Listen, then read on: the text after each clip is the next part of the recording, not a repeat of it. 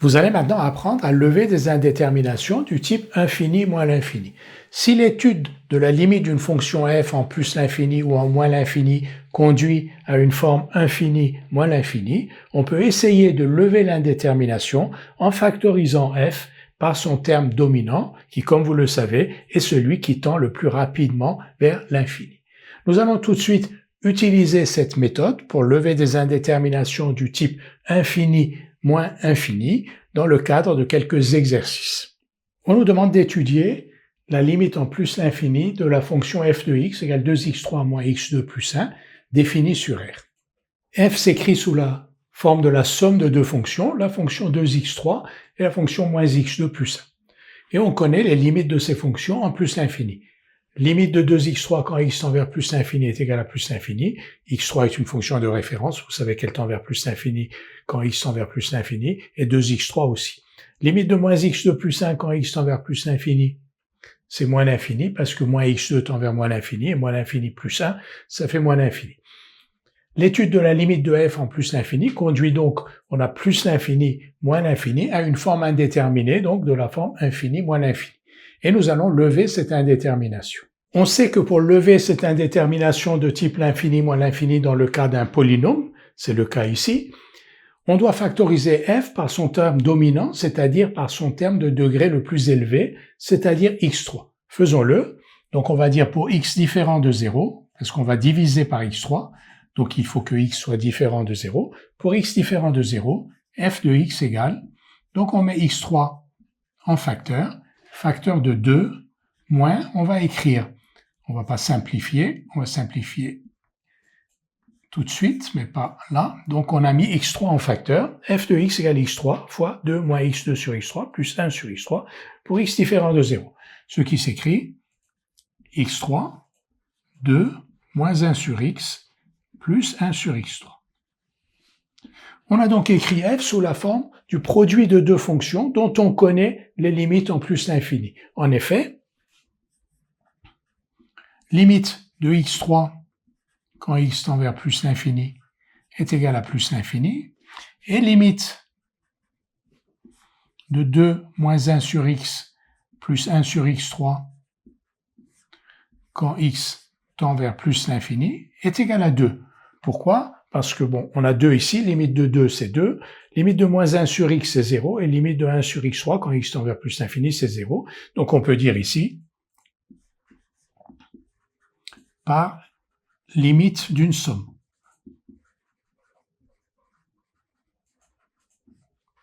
On a donc f qui est le produit de deux fonctions, la fonction x3 qui tend vers plus l'infini, la fonction celle-ci donc à trois termes qui tend vers 2, donc par limite d'un produit, limite de f de x, quand x tend vers plus l'infini, donc f est le produit de deux fonctions, x3 et cette fonction-ci, x3 tend vers plus l'infini quand x tend vers plus l'infini, cette fonction-ci quand x tend vers plus l'infini tend vers 2, donc par limite d'un produit, limite de f de x quand x tend vers plus l'infini est égale à plus l'infini. On aurait pu aussi dire, d'après les règles opératoires sur la limite d'un produit, limite de f de x quand x tend vers plus l'infini égale plus l'infini. Donc nous avons étudié la limite de f en plus l'infini en deux étapes. Dans une première étape, on a observé que l'étude de la limite menée classiquement conduisait à une forme indéterminée de la forme infini moins l'infini. Et ensuite, on a levé cette indétermination en factorisant f par son terme dominant, c'est-à-dire ici on a un polynôme de degré 3 par x3 qui était le terme de degré le plus élevé, et ce qui nous a permis ensuite de conclure. Nous allons étudier la limite en moins l'infini de la fonction polynomiale f définie sur R par f de x égale x2 plus 2x moins 1. F s'écrit sous la forme de la somme de deux fonctions dont nous savons déterminer les limites en moins l'infini. x2 et 2x moins 1. Limite de x2 quand x tend vers moins l'infini est égale à plus l'infini. Limite de 2x moins 1 quand x tend vers moins l'infini est égale à moins l'infini. Donc, on a l'infini moins l'infini. L'étude de la limite de f conduit à une forme indéterminée, infini moins infini. Et nous allons donc lever cette indétermination. Vous savez comment lever cette indétermination? Il faut factoriser f par son terme dominant. c'est-à-dire son terme de plus haut degré, parce qu'il s'agit ici d'un polynôme. Donc, son terme de plus haut degré, c'est x2. Nous allons factoriser f par x2. Pour x différent de 0, parce qu'on va diviser par x2, donc il faut écarter le cas x égale 0. Pour x différent de 0, on va donc écrire f de x égale x2, facteur donc de 1 plus 2 sur x moins 1 sur x2. Et on a écrit f sous la forme du produit de deux fonctions. Chacune de ces fonctions, on connaît sa limite en moins l'infini. On va l'écrire. Limite de x2 quand x tend vers moins l'infini, c'est plus l'infini. Et la limite quand x tend vers moins l'infini de 1 plus 2 sur x moins 1 sur x2 est égal à 1. Pourquoi? Parce qu'on a la somme de trois fonctions. La fonction 1 qui est une fonction constante qui tend vers 1 quand x tend vers moins l'infini, 2 sur x tend vers 0 quand x tend vers moins l'infini, et 1 sur x2, ou moins 1 sur x2, tend vers 0 quand x tend vers moins l'infini. Ce sont des fonctions de référence que vous connaissez. On va dire ici, d'après la limite d'une somme, pour justifier que l'on ait écrit 1 ici alors qu'on avait la somme de trois fonctions. Maintenant, on va dire, d'après la limite d'un produit, parce que maintenant on va considérer le produit de x2 par 1 plus 2 sur x moins 1 sur x2, donc d'après la limite d'un produit, limite de f de x quand x tend vers moins l'infini égale, donc on a plus l'infini fois 1, donc ça fait plus l'infini. La limite de f de x quand x tend vers moins l'infini est donc égale à plus l'infini. Je récapitule. Donc, on a commencé l'étude par le constat d'une forme indéterminée, l'infini moins l'infini, parce que x2 tendait vers plus l'infini et 2x moins 1 vers moins l'infini. Et on a levé cette indétermination en factorisant f par son terme dominant, c'est-à-dire par x2. Ce qui nous a conduit à la forme f de x égale x2 fois 1 plus 2 sur x moins 1 sur x2, donc le produit de deux fonctions dont on sait calculer les limites en moins l'infini, et ensuite, d'après la limite d'un produit, limite de f de x quand x tend vers moins l'infini égale plus l'infini. Nous allons étudier la limite en plus l'infini de la fonction f définie sur R par f de x égale exponentielle de x moins x3 moins x. La fonction f s'écrit sous la forme de la somme de deux fonctions, exponentielle de x et moins x3 moins x. On sait calculer les limites de chacune de ces fonctions en plus l'infini. Limite de exponentielle de x quand x tend vers plus l'infini est égale à plus l'infini, un résultat que l'on connaît, et limite de moins x3 moins x quand x tend vers plus l'infini, donc on a la somme de deux fonctions, moins x3 qui tend vers moins l'infini, et moins x qui tend vers moins l'infini quand x tend vers plus l'infini. Donc, limite de moins x3 moins x quand x tend vers plus l'infini égale moins l'infini, et on a rappelé que l'on avait ce résultat d'après la limite d'une somme, c'est-à-dire d'après les règles opératoires sur les limites d'une somme. F est donc l'étude de la limite de f conduit à une forme indéterminée, parce qu'on a plus l'infini, moins l'infini. Et nous allons tout de suite lever cette indétermination. Nous allons maintenant lever l'indétermination. Vous savez que pour lever cette indétermination, on doit factoriser f par son terme dominant. Et le terme dominant, c'est exponentielle de x. Pourquoi? Parce que exponentielle de x, comme vous le savez, l'emporte sur les puissances de x, c'est-à-dire les x puissance n avec n appartenant à n étoiles. Donc exponentielle de x l'emporte en plus l'infini sur x3 et sur x. On va donc factoriser par exponentielle de x. Cette factorisation n'est pas comme une factorisation par x où on doit prendre la précaution d'écrire x différent de 0. Exponentielle de x est toujours différent de 0. Donc on va écrire f de x égale exponentielle de x, facteur de 1, moins donc x3 sur exponentielle de x, moins x sur exponentielle de x. Donc on écrit f sous la forme du produit de deux fonctions. Alors on va s'intéresser à x3 sur exponentielle de x, à x sur exponentielle de x. Donc on sait que limite de x3 sur exponentielle de x, alors on pourrait mettre moins, ça n'a pas, égale 0. Pourquoi on sait cela? A priori, quand x tend vers plus l'infini, x3 tend vers plus l'infini, exponentielle de x tend vers plus l'infini, donc on a une forme indéterminée, l'infini sur l'infini, mais on a dit que l'exponentielle l'emportait sur les puissances de x, donc c'est l'exponentielle de x qui s'impose et cette limite est égale à 0. De la même manière, limite de x sur exponentielle de x, quand x tend vers plus l'infini, égale 0. On peut donner la raison, on sait que, car exponentielle de x l'emporte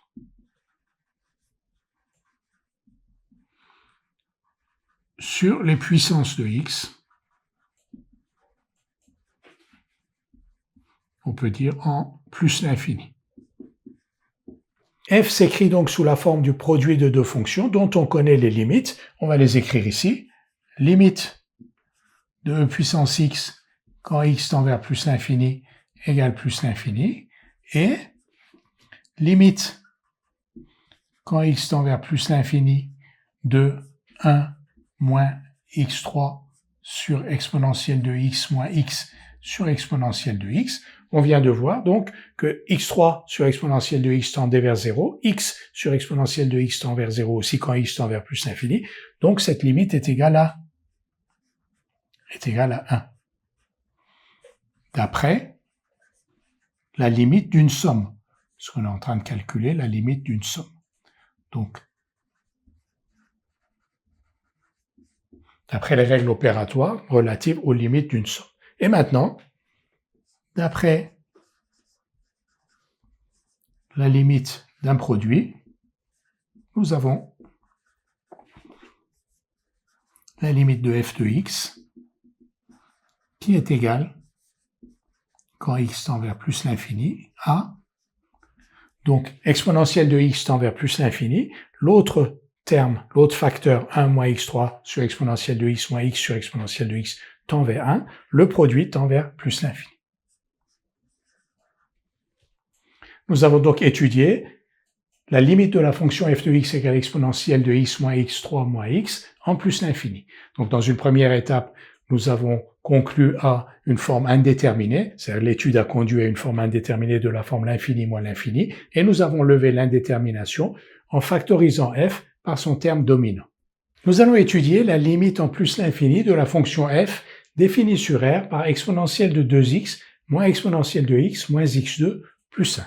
La fonction f s'écrit sous la forme de la somme de trois fonctions, exponentielle 2x moins exponentielle de x et moins x2 plus 1, dont on sait calculer les limites en plus l'infini.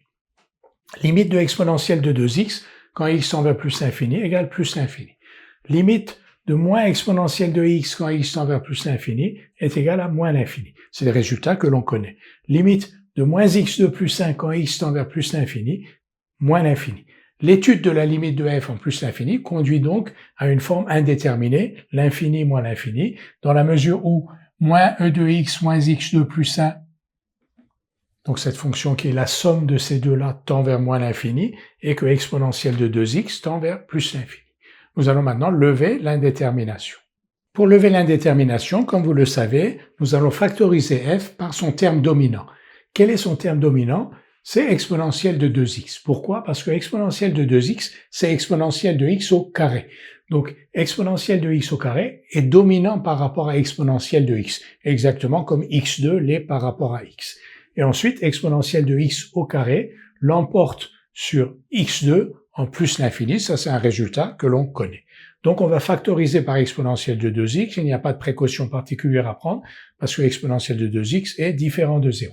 Donc on va écrire f de x égale exponentielle de 2x, ici on va avoir 1, ensuite moins exponentielle de x divisé par exponentielle de 2x, ça fait 1 sur exponentielle de x, ensuite moins x2 sur exponentielle de 2x, et plus 1 sur exponentielle de 2x.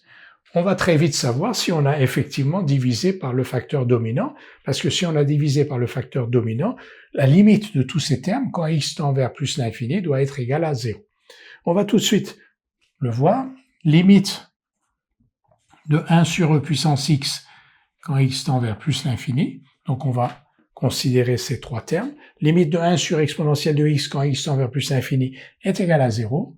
Pourquoi? Parce qu'ici, on a le quotient de deux fonctions, la fonction constante 1 et au dénominateur exponentielle de x qui tend vers plus l'infini. Donc, limite de 1 sur exponentielle de x est égal à 0.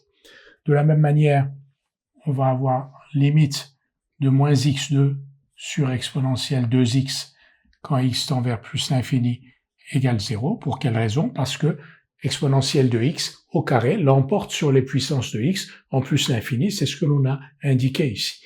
Et enfin, limite de 1 sur e puissance 2x quand x tend vers plus l'infini est égal à 0 pour la même raison que limite de 1 sur e puissance x quand x tend vers plus l'infini est égal à 0, c'est-à-dire nous avons le quotient de deux fonctions, le numérateur tend vers 1, le dénominateur tend vers plus l'infini, donc le quotient tend vers 0. Donc on va maintenant considérer f qui est donc sous la forme du produit de deux fonctions. On a limite de e puissance 2x quand x tend vers plus l'infini qui est égal à plus l'infini, et limite de 1 moins 1 sur exponentielle de x moins x2 sur exponentielle de 2x plus 1 sur exponentielle de 2x qui est égal à 1. Parce que 1 tend vers, toujours, j'ai oublié de mettre x tend vers plus l'infini, quand x tend vers plus l'infini, 1 tend vers 1, moins 1 sur exponentielle de x, moins x sur exponentielle de x, et 1 sur exponentielle de 2x tendent vers 0, donc la limite de cette somme est égale à 1. On peut donner la raison d'après la limite d'une somme.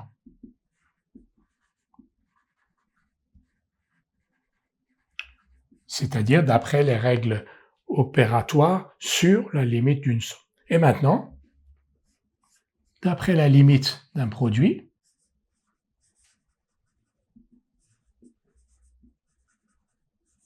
qu'est-ce que l'on va écrire? F est le produit de exponentielle de 2x et de cette fonction.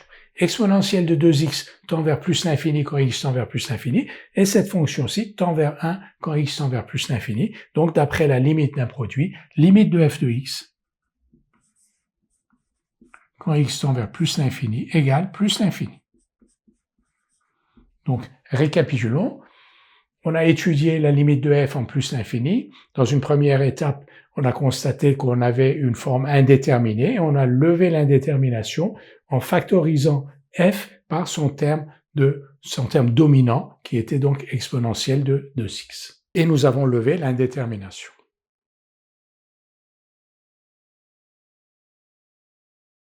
Nous allons étudier la limite de f en plus l'infini. F s'écrit sous la forme de la différence de deux fonctions, x2 et x ln de x. Limite de x2 quand x tend vers plus l'infini est égal à plus l'infini. Limite de x ln de x quand x tend vers plus l'infini égale plus l'infini. Pourquoi? Parce que x ln de x c'est le produit de deux fonctions qui chacune tend vers plus l'infini quand x tend vers plus l'infini. Donc l'étude de la limite de f en plus l'infini conduit à une forme indéterminée, l'infini, limite de x2, moins l'infini, limite de x ln de x. Et nous allons tout de suite lever cette indétermination. Nous allons maintenant lever cette indétermination en factorisant f par son terme dominant x2. Alors pourquoi est-ce que x2 est le terme dominant de f et pas x ln de x? Parce que comme vous le savez, x l'emporte sur ln de x en plus l'infini. Donc pour x différent de 0, f de x égale x2, facteur de 1 moins x ln de x sur x2, x ln de x sur x2, c'est ln de x sur x. Et là, on voit tout de suite que limite de ln de x sur x quand x tend vers plus l'infini, on la connaît cette limite. On va l'écrire ici. On va même dire, on sait que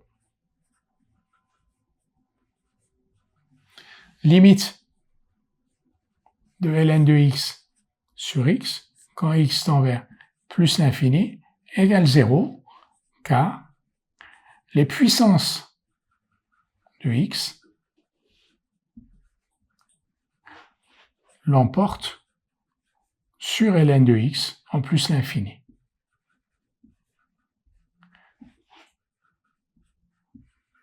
Et en particulier, x puissance 1 que l'on a ici au dénominateur. Donc, limite de ln de x quand x tend vers plus l'infini est égal à 0. Et donc, limite de 1 moins ln de x sur x, quand x tend vers plus l'infini, est égal à 1. Donc f est le produit de deux facteurs, 1 moins ln de x sur x qui tend vers 1, et x2 qui, lui, tend vers plus l'infini. Et maintenant, donc, on a un produit de deux facteurs, un facteur qui tend vers plus l'infini, un facteur qui tend vers 1. On va donc écrire, d'après la limite d'un produit, ou bien d'après les règles opératoires sur les limites de produits de fonctions, donc d'après la limite d'un produit, limite de f de x, quand x tend vers plus l'infini, donc on a dit ici plus l'infini, ici 1, donc le produit tend vers plus l'infini. Donc nous avons réussi à lever l'indétermination en factorisant f par son terme dominant, et la preuve que x2 était bien le terme dominant est faite par cette démonstration-là, puisque on est tombé sur ln de x sur x qui tend vers 0. Si x2 n'avait pas été le terme dominant, ici, on aurait eu un terme qui aurait tendu vers plus l'infini et non pas vers 0.